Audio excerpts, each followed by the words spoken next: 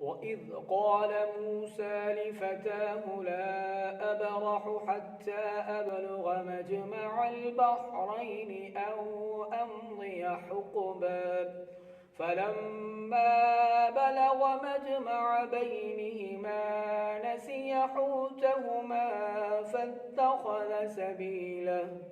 فاتخذ سبيله في البحر سربا فلما جاوزا قال لفتاه آتنا غداءنا